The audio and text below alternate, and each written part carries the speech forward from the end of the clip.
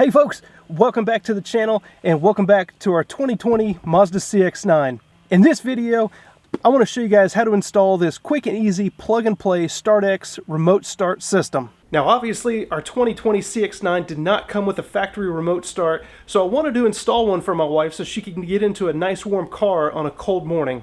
Now before we get started, I want to show you guys what all comes in the box. We have the actual module itself. You also get a pack of goodies, which includes the wiring harness, some zip ties, and a couple bits of hardware. You do also get this plastic panel removal tool. We'll use that to remove the trim piece on the steering column. Nice warning sticker, as well as the instruction booklet.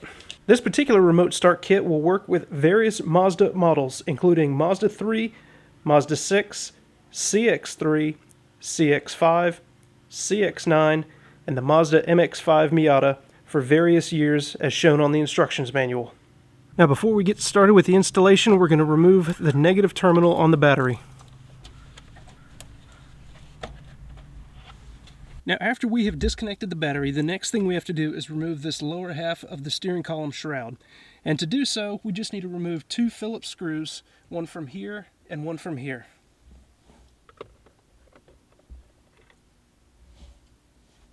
Then after we remove the screws, we need to separate the two halves with this provided pry bar.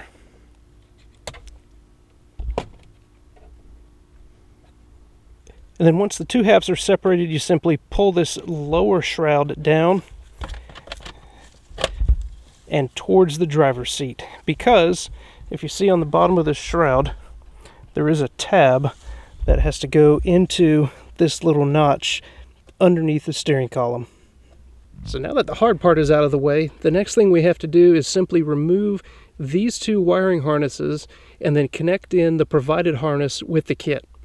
Now the one thing I like about this harness, you can see the wire loom is wrapped nicely with almost like a felt-like wrap, and it is going to make for installation very clean and easy.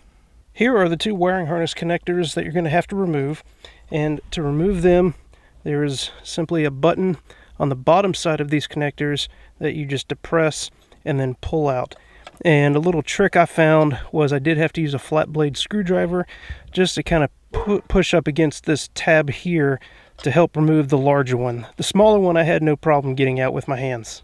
Now we have the factory wiring harness disconnected. We have to install the wiring harness that comes with the kit. Now these are obviously keyed, and there is a male and a female side, so should it be pretty straightforward as far as connecting these.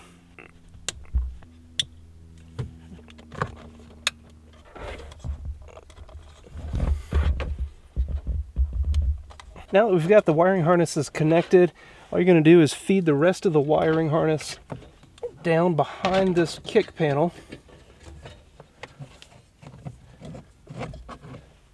And now this is where we're going to have to kind of get creative to install the module. Now I have seen folks install it inside of this fuse panel.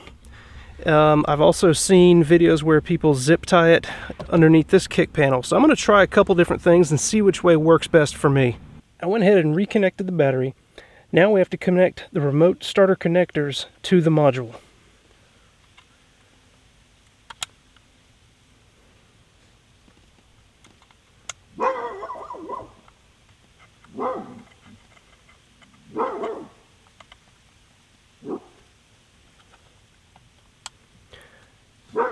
And when we do that, the LED light will turn solid red. Now our module is connected, the power light is on.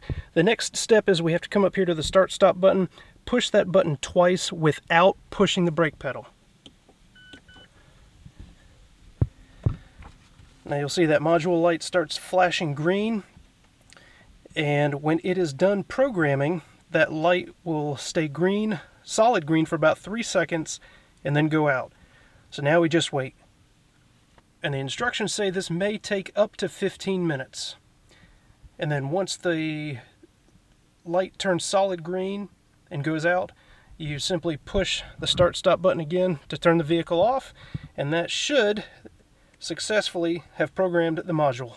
Alright, so there you go. It turned off already. That took about 20 seconds for me. Now we just go ahead and turn the car off, And that should have successfully programmed this module, and we will test it in just a second. Alright guys, so we just got done installing the StartX remote start system. Now the moment of truth, is it actually going to work? Now, as I mentioned earlier, I picked up the unit that does the lock, unlock, lock sequence to start the car. And that again is used with the factory key fob. So there is no additional key fob that you have to hang on your keychains. So here we go. Lock, unlock, lock.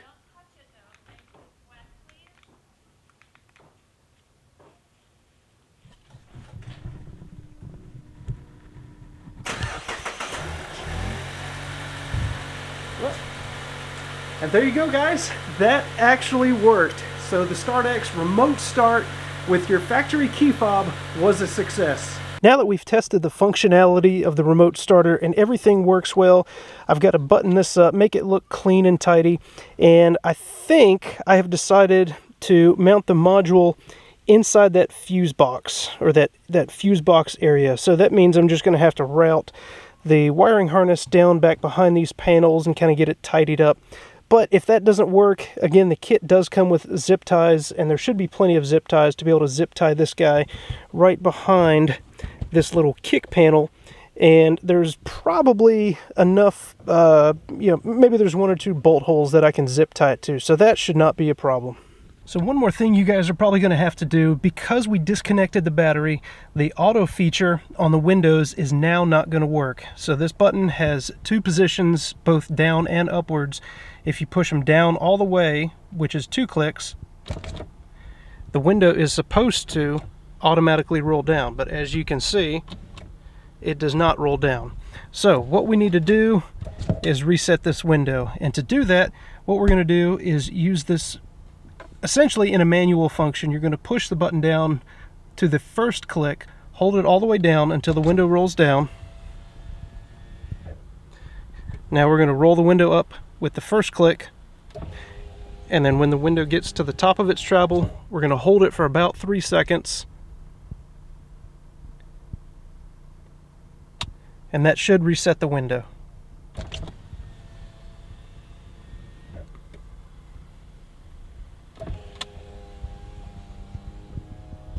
Well, that's going to do it for this video. I hope this has been helpful to you guys. If you are interested in one of these StartX remote start kits for your Mazda or any other vehicle application, I will leave a link down in the description below. As always, guys, thank you for stopping by the channel, and I look forward to seeing you on the next one.